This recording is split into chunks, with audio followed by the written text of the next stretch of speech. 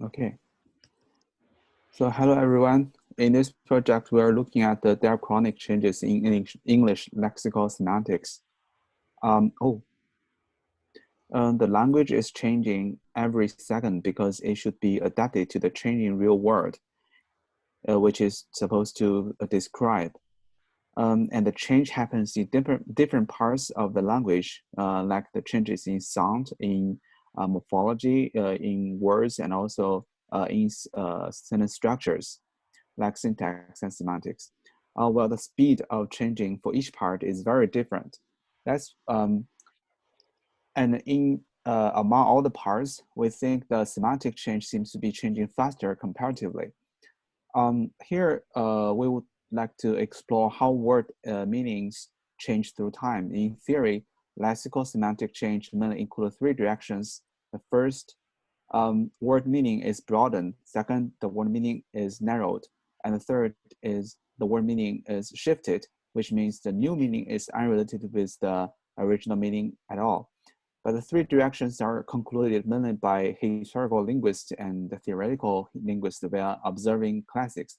Even they read a lot of works, the amount of data they have observed is still very small compared with the Cobra. Okay.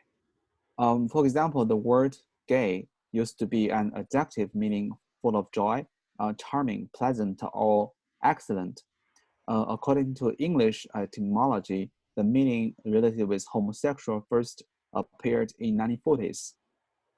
Well, here in the paper we read, it seems the homosexual meaning showed up around 1990s. So we think this meaning is widely used as more frequently used after 1990s. Therefore, we would like to figure out what kind of words have changed their meanings through time, and if a word has changed its meaning, when and how. Since most of the word's meaning change happen through derivation, that is, meaning A is concretized or abstracted to be meaning B, the meanings have certain relations. Therefore, we're also trying to incorporate networks to figure out more information from this change. Related work will review three papers. The first research is done by Adam Jeffward et al. In 2014. They came up with a visual analytics framework for discovering and visualization lexical change in different levels, including individual words, word pairs, and sentiment orientation. They used three different kinds of word embeddings for finding and understanding the meaning change over time based on the Google book 5 Gram and Koha, which is the corpus of historical American English.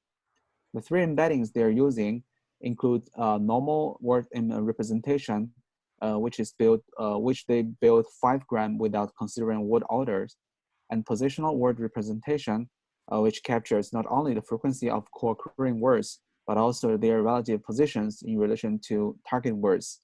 And the third one is latent semantic analysis-based representation, which is to handle rare words in which where the word counts or the frequency may be too sparse for normal and positional word representation. And for individual words, they're checking semantic change of a single word through context comparison across decades, and constructive word pairs. So they see how the similarity between two words change over time. For example, now we all think nice and pleasant are very similar with each other, but nice used to be close to foolish, silly, while pleasant doesn't change that much. The second one is done by Vivek Kulkarni et al. In 2015. In this research, they propose three approaches, including frequency, syntactic, distributional. Here, syntactic actually refers to a part of speech to model word evolution through different time series of construction models. They then use statistical soundness on change point detection algorithm to detect significant linguistic shifts. They tested their data, their methods on three data sets on Google Book Ngram, on tweets, and also Amazon reviews. On Google Book Ngram, they can detect the meaning shifts that happens to words like gay and beach. On tweets and Amazon reviews, they were able to detect recent events like new book releases, something like that. The third one is done by William Hamilton and Dan Jurafsky in 2016. In this research, they built on their research on previous research, including the two we have mentioned just now, and they also proposed two statistical laws of semantic change. The first law is the law of conformity. Um, this law clarifies the role of frequency in semantic change. That is, a word that is more frequently used is changing more slowly. The second one is the law of innovation, which quantifies the role of polysemy in semantic change. So a word has more meanings, change faster, which suggests that the polysemy may actually lead to semantic change. While linguists may think that the semantic change leads to polysemy, so it's kind of like opposite. In our research, our data, we trained word embeddings on English literatures we got from Gutenberg project. And we first built corpora for two time periods, the 19th century and the 20th century. In order to look for more obvious changes, we built the third one, which is 17th century. Since on Gutenberg project, the 20th century data were almost before 1970s. And then we also use we also use Google News embeddings as reference to the 21st century, which are the most recent meanings of the words. And for the pre-processing, we did a very simple pre-processing to this data, including changing all the capital letters to lowercase, and we remove all punctuations, and also we removed stop words with LTK. Yeah. So I'm gonna introduce some method we use in our project. The first, we collect the data and the pre-process our data, right? That is for the put our data into the word embedding by using the Word2Vec. So we use a Word2Vec with the default setting, and we found the bigram detection. For example, if there are a word Washington and DC, so usually it is a one word Washington DC. So bigram detection find out that kinds of word, and also we do a knowledge test. For example, the king minus man plus woman gonna be find the a vector of the queen. So we do this analysis test to check the reliability of our models. And then by using the Word2Vec, we measure the distance between words with the cosine similarity. So we can find out the similar meaning by using this and figure out semantic changes among the different time periods. So in the research sessions, we can see the semantic change by using this cosine similarity. And then can you move, please? And then we build a word list in which all words show up in both periods. So we set the two time periods, 17th and 20th centuries, and the 19th centuries and 20th century. So we made the vocabulary each each each set. So it means that that vocabulary contains the words appeared in both time periods. So we randomly sampled 1,000 words from the word list. So we do the natural analysis with the vocabulary.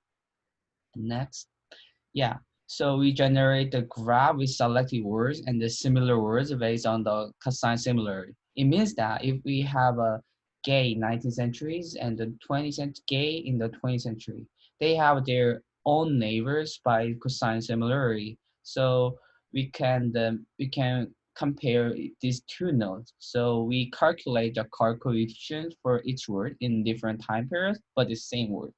So we do the 17th and 20th century and the 19th and 20th century. So one more information, so the coefficients is A and B's so overlap word divided by A union B's. So we plot the correlation between the Jacquard coefficients and the frequency.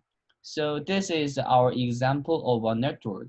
So as I said before, there's a Spain 19th centuries, the Spain show up the 20th century. They have their own neighbors, and the nodes between them is overlap words. So using this, we calculate the Jacquard coefficients, and then we set the threshold for that. So we set the threshold 0.8 for cosine similarity.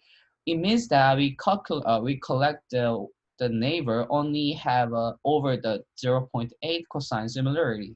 And next, we're gonna start it to show you the results from our method and our project. Yeah, first let's select some several words, example words to see what happens um, uh, from 17th century to the 21st century. The first one, the examples are all extracted from the papers we have reviewed just now. The first word is pretty. So we can see in the 17th century, actually, almost all its neighbors are adjectives because the pretty at that time is the only usage of this word is adjective to describe something pretty, beautiful or nice. But in the 19th century, it also has similar usage, I think. But in the 20th century, we can see actually we can find more several more adverbs like wonderfully, beautifully, and remarkably, and so on. In the 21st century, we can see almost all its neighbors are adjectives. So its meaning is very close to very fairly to yeah. The second example, we look at Czech. So in the 17th century, Czech is most of his neighbors are verbs like threats, deceit, lesson, restraint, and also in 19th century, most of its usage is verbal. But in 20th century, we see it has some meaning related with some money payment. So the meaning related with bank or money has appeared. Um, and in the 21st century, we can see most of its neighbors are related with the bank or economy. The third example is nice. So in the 17th century or before, nice has a very negative sentiment orientation. So we can see almost all of its neighbors are related with like stupid, unhandsome, sloth, perverse. Um, and in the 19th century, the sentiment orientation has changed a lot, changed to the opposite side, like jolly, fine, and comfortable. And also this trend keeps in the 20th century, like all of its neighbors almost are like positive adverbs, sorry, positive adjectives. In the 21st century, almost all its neighbors are related with positive adjectives like neat, lovely, good, wonderful. The last one, we also checked gay. In the 17th century, almost all its neighbors are adjectives like gaudy, like wanton, dull, adorn. In the 19th century, it also most of its neighbors are also adjectives, which means the meaning has not changed that much. In the 20th century, the word actually here, because we just selected 20 most closest, the most similar neighbors. But if we print like 50, we'll see word like queer, like so that means the meaning of homosexual has started to show up in the 20th century, but with a very low frequency. The 21st century, you can see all the word meaning has changed totally to homosexual. Yeah. Yeah, I'm gonna explain the natural analysis in our project. So before we do that, we have to see the frequency of the words. So in our data set, they follow Gibbs law. It means that usually their rank, in a vocabulary is is inverse proportional to its frequency. It means that usually words have a very less frequency. So usually the word has under 100 frequency. Could you next, please? Yeah, this when we plot is all of the data without any confining and restricting the number of the frequency. So we got some outliers, and you can easily see that most of the words is on the under 100 frequency. So we constrain the number of the frequency under 100. So and then this is yeah, we plot the frequency under 100, and we can say that the higher frequency word have a higher Jaccard coefficient. It means that they have more overlap word. So when we have a high frequency word, it's less changes, but then the less frequency word. And then we did the same thing for the 19th century and 20th century. It also, we can see that we can check the GIF slow. The usually words is in the are in the under 100 frequency. So we removed some outliers. We only confine, we see the 100 frequency, 100 frequency word. So we can see that the higher frequency word have a higher Jaccard coefficients. So it means that, as I said before, the higher frequency word have less changes than the less frequency word. Yeah, yeah, and then we can say that the semantically changings, if the words have a higher frequency, it means that they are changing slowly or changing less than less frequency word. And also we can say another things. It means that before we say that, we can check the number of the overread words between the centuries. So first, the 17th and 20th century have around the 60,000 words. However, 19th and 20th century, they are overlapped to more than 80,000 80,000 words, is close to the 90,000 words. We can roughly say the 19th and 20th century have more common words than the 17th and 20th century. And then, yeah, we can check the words have been changed over time. It means that the word in 20th century is more close to 19th century than 17th century. It means that the words have been changing. So look at this graph. So in the 17th and 20th century, their Jaccard coefficients, they has usually point 0.075, usually under that. However, in the 19th, 20th centuries, Jaccard coefficients is they have a lot more in the over the same threshold, 0.075. It means that we can say that the word have been changing, and 19th and 20th century word more similar than the 17th and 20th century word.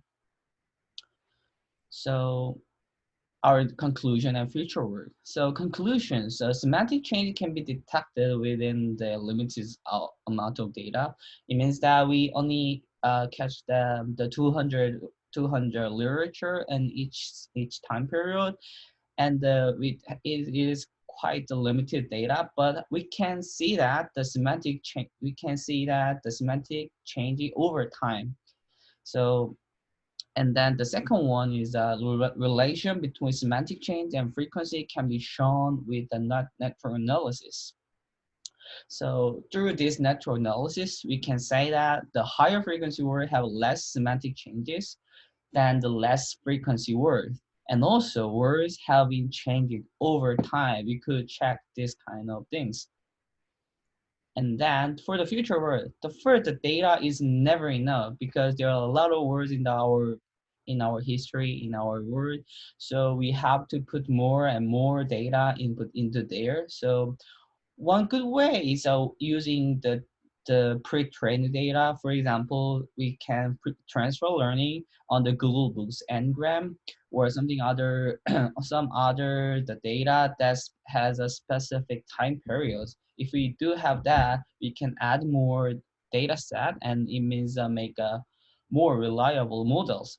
And also we do the natural analysis, and we only use a Jaccard coefficient with our network. So if we figure out more things from the natural analysis, we can find out more funny and interesting, more meaningful research from that. So this is our presentations. If you guys have any question, or if you want to see some codes, you can see the link below this video. So thank you all. Thank you. Thank you. Mhm.